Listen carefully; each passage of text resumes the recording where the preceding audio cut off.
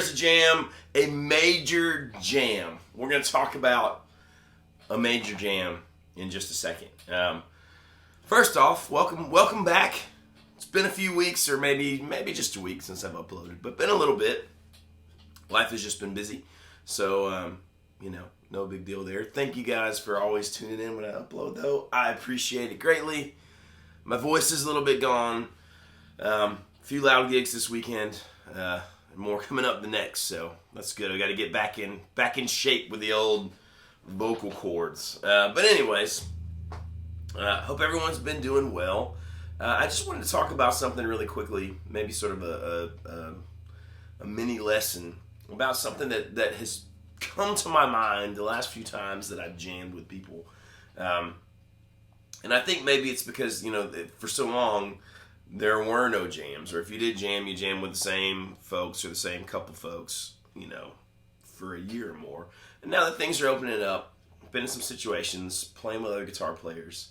And there's things that, maybe I didn't forget, but I just didn't think about for a while.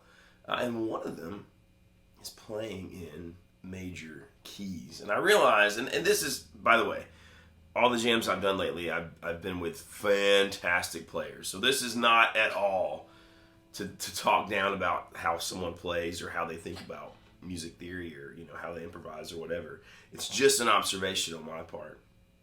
But what I notice a lot of times is guys who are good players, and some of these guys are smoking players, like stupid fast, great chops, great licks, but they're used to playing over blues and rock. And so most of the time, they're thinking out of minor pentatonic. And they think, blues. So like if the song is in the key of G, like the little backing track that I just threw together and played, they go automatically G blues, G minor. So they're thinking 3rd fret. And then sometimes even if they think like natural minor, maybe they play that shape from the 3rd fret. That's not going to sound awesome. That one, the natural minor, G natural minor over G. The backing track was just G, D, C. Now G blues sounds fine over that.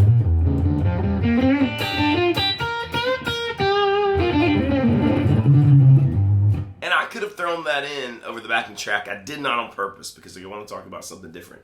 Most people, a lot of guys, especially from a rock background, that's what they think of when they think G, because they think in minor most of the time, at least when it comes to scales, whether that's pentatonic, diatonic, doesn't matter. If you don't know the difference, I've got a video sort of breaking that down. The difference in diatonic scales, pentatonic scales, when to use which one, when it matters. So go check that out. If I'm feeling particularly tech savvy, I might even put one of the little cards there you can click on. But anyways, check that out. It's on the channel. Moving right along. If you're thinking about things that way, when a jam comes up that is not blues, so we're not talking G7 and C7 and D7. We're talking G, C, or I was playing C add 9 and D. Maybe with little pretty like major embellishment things.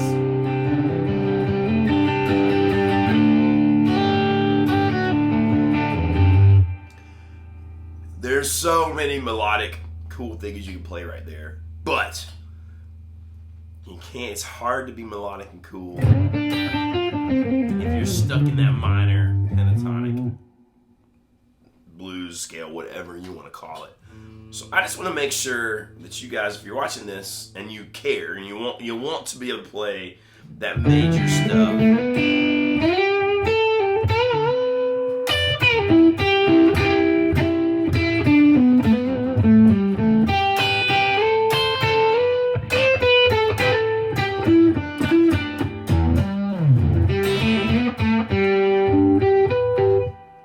That you know how to do it. Big difference in those two things. Both have their place. Both are good. I find a lot of guys who come from the same background that I do don't know how to do the second one. So we're going to talk about it a little bit. So if a song is in the key of G, again, we are not talking about G minor. We're talking about G, C, and D. I want to approach it as G major, unless it's a blues tune, unless it's got all 7th chords, dominant chords, G7, C7, D7. If it's this,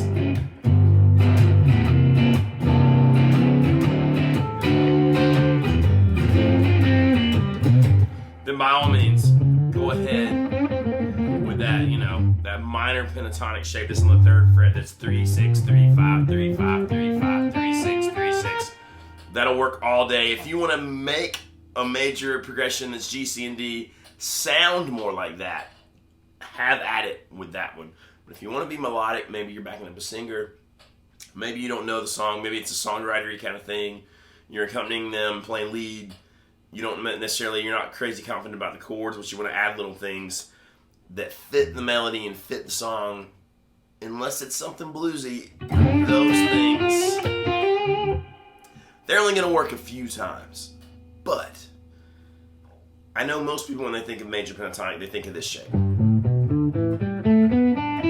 which is, instead of the 3, 6, 3, 5, 3, 5, 3, 5, 3, 6, 3, 6, it's 3, 5, 2, 5, 2, 5, 2, 4, 3, 5, 3, 5. I think that's an awkward shape for a lot of people, and it causes them not to play as much out of what they think of as G major pentatonic. So I've talked about this before. Every major key has what's called a relative minor. If you know anything about theory or the Nashville number system, it's the 6th note in the scale. And all you really have to think, forget the sharps and the flats for a minute, but like for G, A, B, C, D, E. I went from G to A because there's only 7 notes in the music alphabet, or 7 letters rather, A, B, C, D, E, F, G, and then it starts back over on A. So right here I'm on G, going to A, B, C, D, E. E is number 6. It's the relative minor. So if I can play E minor pentatonic, which is the one everybody knows, 03, 02, 02, 02, 03, 03, or maybe more useful on electric guitar, 12, 15, 12, 14, 12, 14, 12, 14, 12, 15, 12, 15. Exactly the same notes, just an octave apart. If I can do that, I'm also playing, when I play that group of notes, I'm playing G major pentatonic. Now you might say, but Jonathan, we're starting on an E. It cannot be G major pentatonic. The thing you got to remember is, for it to be a pentatonic scale, right? It's a group of 5 notes, and it's just like a chord. It doesn't matter how you shake up those notes or where you start from. If it's those notes, it's that scale. If you play G, B, and D together, it is a G chord. And it doesn't matter if it's G, B, D, or if you start on the B and go B, D, G, or if you go D, G, B, that's a G chord everywhere. Well, this pentatonic scale, we start from E, it's E, G, A, B, D, E. Right? If we start from G, it's the same group of notes. It's just G, A, B, D, E, G. Now, I've said before, when we're making words out of the alphabet, we don't start on the A every time. And when we're playing phrases out of any scale, we don't start on the root note every time. It's much more important about where we're going to resolve to. So if I'm trying to play in G major, and you think out of minor. Now, I tend to think out of major all the time anyways. And this might give me sort of some slack, but, I don't usually see the benefit in trying to go back and forth. I mean, like, there are times, and as you get more into it, thinking major or thinking minor, but I pretty much am always, unless we're playing something crazy complicated, I'm always thinking minor, or major rather. So even if it's E minor, I'm thinking of the E as the 6th chord, the G is the 1, and it just keeps things sort of separate and straight in my brain. But anyways, when you're playing G, if you think minor typically, think E minor. And then all you have to remember is don't land on an E when you play a phrase. Like, there's the E, land on a G.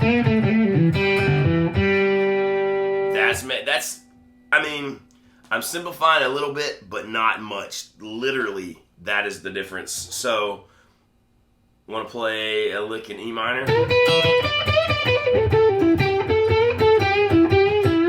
I ended on the E right there. But I want to make that same kind of lick in G major.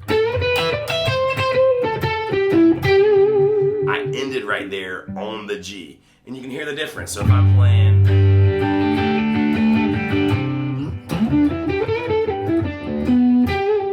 but if it was,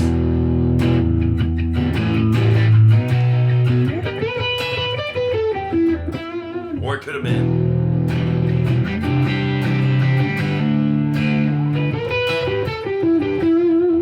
now, if it's just major chords like my jam track, I can throw in the blues stuff if I want. Like if I'm going major licks,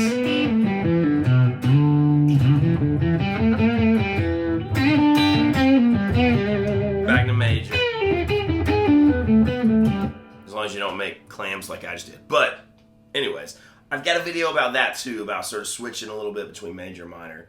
So this is along those same lines, but really the focus today is just if it is a major key, don't default to the blues scale, because that's minor. And it works, but only in certain situations.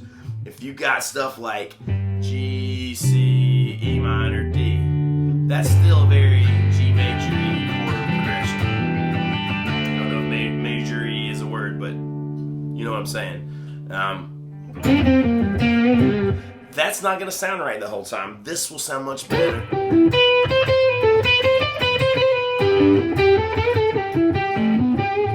And if you don't know just pentatonics, and I say this all the time, you know, I guess at this point it's kind of my soapbox in some ways, but if you know diatonic too, not just G major pentatonic, but actual G major. I've got a video about that as well. Man, it opens up the world of melodic possibilities. And hopefully you heard some of that in that jam track in the beginning. So I've got a video that's all 5 pentatonic shapes. I've got a video about how to make them diatonic. And now I'm telling you that if if it's in a key and it's a major key, but you think minor, all you have to do is figure out what that relative major or minor are. So like if it's B minor, or rather if it's D major, you want to think B minor. So if something's in D major, 7th fret, which would normally be your B minor pentatonic. If it's an E major, or E, A, B is C sharp minor, 9th fret. Those are the same thing. If it's A major, think F sharp minor, it's the 2nd fret. Or the 14th fret. And if you know all those shapes, you can fill in all the space in between. That's another video. I didn't want to make this too awful long. All that to say, get comfortable playing in major keys. Don't always default to the blues scale. It'll open up a whole world for your playing. I know that when I started out, I had trouble with that. That was a thing. I felt like nobody laid out great for me. The difference in playing A and playing it there, and playing an A and playing without playing what I learned in the beginning as A major pentatonic versus A minor pentatonic. Now that's super helpful too. You should learn to play in that second shape. It's super cool once you get your head around it and you have some of the right licks and fingerings, and really it's just being comfortable with it. But you can always go to what I think of as that first shape and use relative majors and minors and play it, just land on, instead of landing on the minor note, land on the major note. So like in G, if you're playing 12, 15, 12, 14, 12, 14, 12, 14, 12, 15, 12, 15, it's on the 3rd string, 1, 2, 3, the G string, on the 12th fret. That's your G, that's the major root, or 15 on the high E string. Or that makes it major. It will make your major playing so much better. If you're doing any kind of southern rock, any kind of singer-songwriter-y stuff that you're playing lead over, that you're trying to be melodic, that's the deal. Add in things like thirds or sixths.